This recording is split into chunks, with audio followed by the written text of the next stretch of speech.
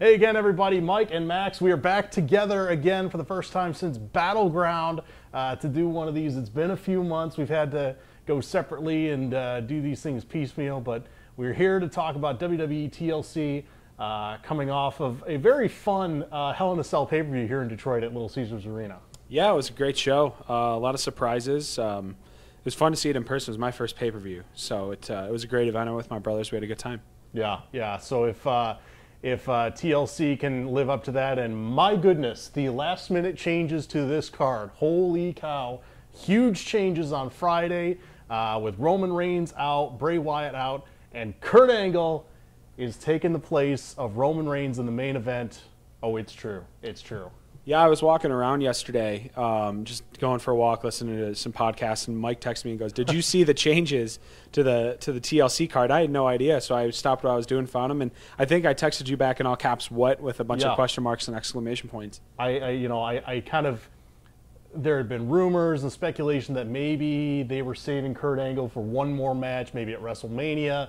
But clearly, desperate times call for desperate measures. I mean, this is huge. Yeah, absolutely. So we'll get to that match in a minute, but in the meantime, we'll go through the card and give our thoughts and predictions as usual. And we'll start with the kickoff match: Sasha Banks taking on Alicia Fox.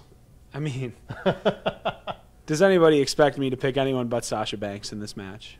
I mean, my pickup truck is named after her. It's true. So Sasha Banks. It's that easy. The build to this match has been kind of funny. Last week on Raw, there was the whole thing about Alicia Fox screaming, "Where's my T-shirt? Where's my T-shirt?" when in storyline, nobody told her about her T-shirt, when in real life, she had acknowledged it on social media about a week before that WWE Shop, after 10 years in the company, finally gave her her own T-shirt. So I don't know if they're going to continue that on. Weirdly enough, I'm going to go with Alicia Fox in this match. I mean, they've been building it kind of toward her. I just can't pick Sasha. Well, I know you can't. Sasha. Or I know you can't pick against Sasha. I just feel like they've had this pattern lately. It's almost like they're messing with us with some of these pre-show matches where it seems obvious and it's not. Which, by the way, great pre-show match at Hell in a Cell with the Hype Bros and Gable and Shelton Benjamin, which for a pre-show match was solid. Surprisingly. Yeah. In the back-to-back tag matches, too, with them opening up the Hell in a Cell, I mean, I think the Usos and the New Day was one of the best matches of the night, probably the best match of the night, and that was the Hype Bros and Shelton and Shelton Benjamin and Chad Gable. Great way to open the show, a great match, and those guys are just fun wrestlers. Now, of course, depending on if you count pre-show matches as part of the card or not, if you do, this is 3 women's matches on the card for TLC. And in our last video for Hell in a Cell, I was lamenting the fact that there was only 1 women's match on the card, just the title match, that we had pay-per-views with 3 women's matches. So I'm very happy to see that here. Yeah, I think I did the same thing, if I remember correctly. It's just SmackDown was a great place for the women for a while, and now it's just disappointing. They're giving them one match a show, 1 match a pay-per-view. So at least it looks like Raw has gotten it right so far with TLC. So far, yeah. And of course, we may see some last-minute changes to the card, as we saw with Hell in a Cell right up to the pre-show. All of this that we're doing is accurate as of Saturday afternoon. So that's the match card we're working off of. We'll go into the main card here, the Cruiserweight Tag Team match. Cedric Alexander and Rich Swann taking on Jack Gallagher and Brian Kendrick. I'm going to go Jack Gallagher and Brian Kendrick here, simply because I like Jack Gallagher's umbrella. Who doesn't? It's very fun. It's different. It's a unique item, and I feel like it's going to get used in this match somehow, as it normally does. So I'm going to go Jack Gallagher and I am blanking. Brian Kendrick, correct. The Brian Kendrick. The Brian Kendrick. And gentleman Jack Gallagher. Yes. Yeah, I'm going to take those 2 as well. It's been a year since the Cruiserweights debuted on the main roster, and I'm still just having a hard time getting invested, especially now that Neville, who was one of the best things going in the Cruiserweight division, has seemingly walked away from the company out of frustration, and we'll see where they go from here. But that brings us to the Cruiserweight title match as Kalisto defends against Enzo Amore. I'm going to pick Enzo Amore here. I think these 2 will go back and forth for a little bit and kind of just give an extension of this feud. I think they've got the 2 best things going on right now, and there's a reason both of them were recently added to the Cruiserweight division, so keep them at the top of the card. I think Enzo will get the win here, and it'll keep the feud going. I'm going to pick Kalisto to retain here. I will agree with you in the sense that it's, you know, injected a little bit of new life into the cruiserweight division, just freshen things up a little bit, getting these guys in here into the mix, just gives it some new matches and new combinations and things like that. But I'll take Kalisto to retain here. Up next, the Raw Women's Title, Alexa Bliss retaining. Alexa Bliss defending. I'm getting ahead of myself here. Alexa Bliss defending against Mickie James. I'm gonna go with Alexa Bliss. She's on fire. Yeah. She's the champion. There's no reason to take the belt off of her, and I think she could hold it all the way up until WrestleMania, and we'll see what happens there. I wouldn't be opposed to seeing that. Alexa, just like as she was on SmackDown, great champion. You know, great on the mic, great in the ring. Mickie James certainly a sort of a sentimental favorite here. Six-time women's champion. That's sort of been the angle they've been building around, going for that 7th women's title. I do think Alexa retains, maybe by disqualification or something.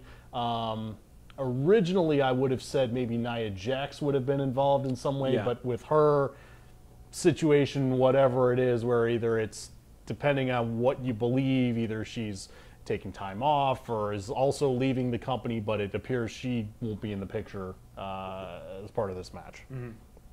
Moving on, the 3rd women's match on the card, Asuka making her main roster debut against Emma. And let's be honest here, this isn't a question of who's going to win. It's how quickly and how decisively is Asuka going to win this match. Let's be clear here. I mean, I think it's going to be really quick. Like, I think she's gonna come out and it may be an Asuka lock, and you may have this match done in under a minute. Ooh, I don't know if it'll be that quick, because you do want to maybe showcase a little bit of her offense for the audience that maybe doesn't watch NXT. I'm about, gosh, maybe 3 months behind on NXT myself. It's gotten away from me. But I do think maybe 2 minutes. Okay. Maybe 2 minutes instead of 1. But I do think I think you're playing it the right way. Yeah, I think it'll be quick and it'll be decisive. There's no reason for her to not open with a dominant victory, and I think Emma's the perfect opponent for her to debut against. Yeah, absolutely. It's I'm excited to see Asuka back in the ring. It's going to be really, really fun. There's a lot of great possibilities moving forward, both with maybe renewing some old NXT feuds, perhaps with Bayley, you know, who Asuka beat Bayley for the title initially, and then never actually lost the NXT Women's title. So maybe they'll renew that down the road. But yeah, definitely a lot of potential good stuff here moving forward. The bonus match, I would call this a dream match that we've gotten out of these unfortunate circumstances. Demon Finn Balor taking on AJ Styles. Yeah, this was actually the match that I was most excited for after you texted me yesterday, and I texted my brother. I was like, oh my God, Finn and AJ are finally facing off against each other. I think Finn gets the win here because AJ is coming in from SmackDown. He's doing everyone a favor, but it's going to be a great match. I would love to see this build, maybe. I've read rumors that they're going to do a lot of Raw versus SmackDown matches at Survivor Series, so maybe this could be the first step toward building a Finn versus AJ longer feud, something for Survivor Series. But I've got the Demon retaining here. I'm also upset that he's using the Demon character at every pay-per-view. I wish it was sort of a big show thing. I mean, that's kind of how it was when he was in NXT. He would always bring out the Demon for the takeover specials. So I mean, I guess it's like bringing it out for a pay-per-view. Yeah, I guess it's just the pay-per-views are more so often here. I guess that's really the only crutch I have with it. And it would be interesting to see maybe if this does build all the way to WrestleMania, because this is a WrestleMania caliber match. This really is a dream match, whether, you know, as a WWE fan or, you know, if you used to watch these guys in New Japan or anywhere else they've been around the world. This really is a dream match. I do have Finn Balor winning the match, but let's be honest, the true winners of this match, or the true winners here, are every single one of us watching. I mean, this is going to be, these guys could probably wrestle a 4-star match in their sleep. Yeah, as Michael Cole and Corey Graves will probably say, the true winners are the WWE Universe. Oh, get that branding in there. And then the recently modified main event, the 5-on-3 handicap TLC match, Seth Rollins, Dean Ambrose, and Kurt Angle, the Raw General Manager, taking on Miz, Cesaro, Sheamus, Braun STrowman, and Kane, who made his surprise return.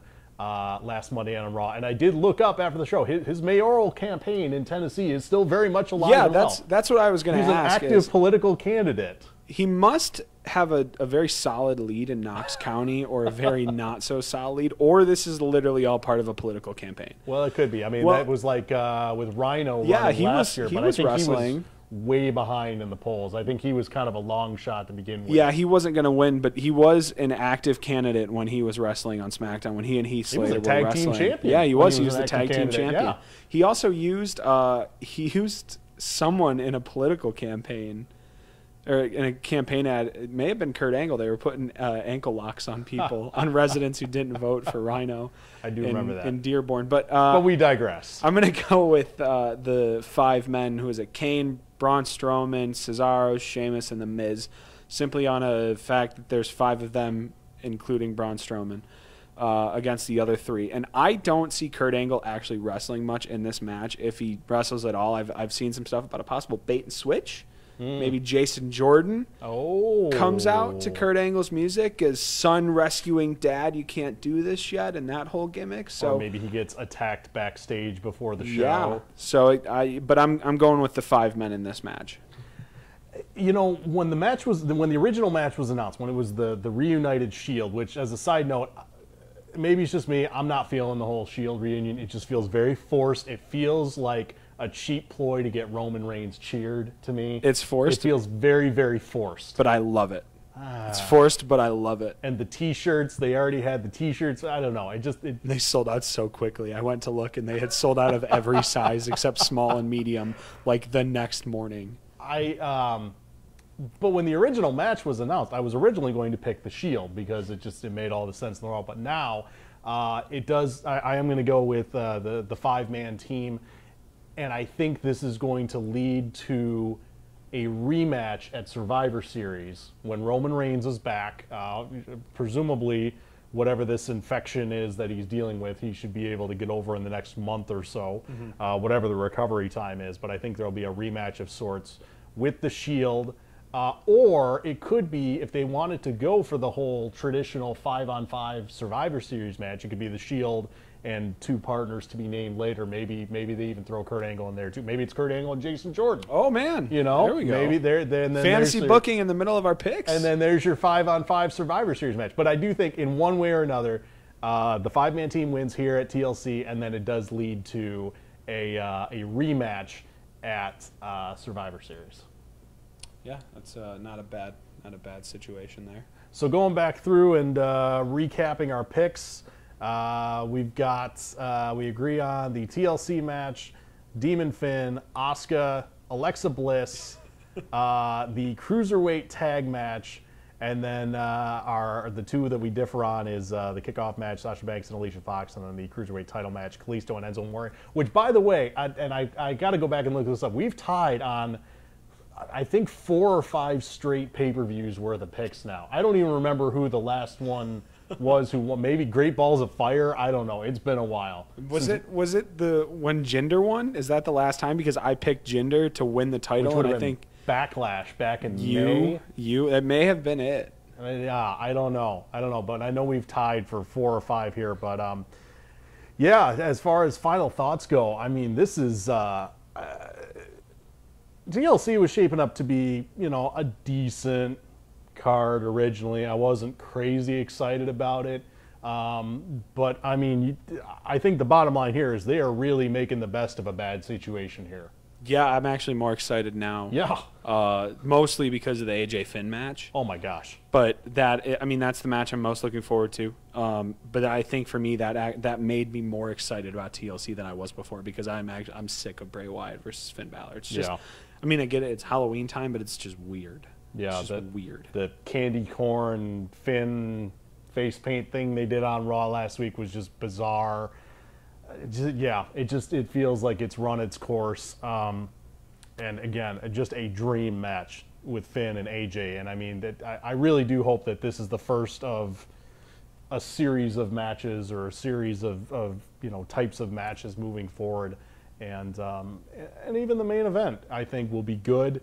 It will be interesting to see what, if any, involvement Kurt Angle has Yeah. And like you said, maybe it is a bait and switch, and being that it is a TLC match, there is enough leeway there where he might not have to actually do much.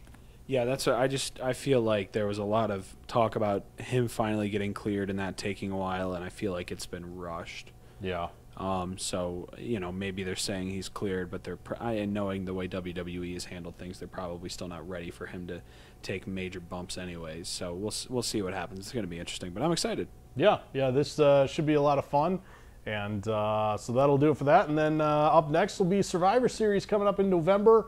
And between what we're seeing here and what we saw at Hell in a Cell, I think Survivor Series is potentially shaping up to be a lot of fun this year, too. Yeah, who would have thought of Brock Lesnar possible Jinder Mahal main event in Survivor Series? You know, lest we forget what happened at Survivor Series last year with Brock Lesnar and Goldberg and that 86 seconds or whatever it was in that whole thing. I totally forgot about that. You know, I mean, the fact that there's part of me that almost thinks that Brock Lesnar might walk in, lay down, Jinder pins him, Brock walks out, collects his paycheck, and that's that. Like, 2017 WWE is a weird place. It is. It is a weird place. Like, nothing should surprise us anymore. No, that's true. That's a good way to put it. So with that, I think we'll wrap this up, and we'll do this again next month for Survivor Series. See you later.